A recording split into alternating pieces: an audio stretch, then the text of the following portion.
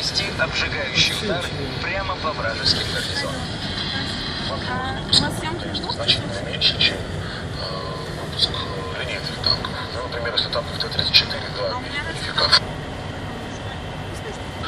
свыше 40 тысяч, то огнеметных танков, опять-таки, на базе этих машин было выпущено менее 1500. Дальность выброса пламени достигала 150 метров. Запаса топлива хватало нам на секундных выстрелов. Чтобы не подвергать риску команду, Вот здесь налево, да? 4?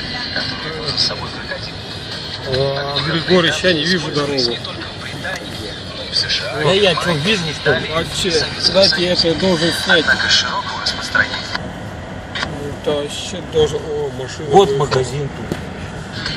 Вот этот, да, магазин? Блин, в интернете выложу, какого у нас выброс. горючим, и всего за несколько мгновений удар превратился бы в обугленный кусок железа. Чем опасен ранцевый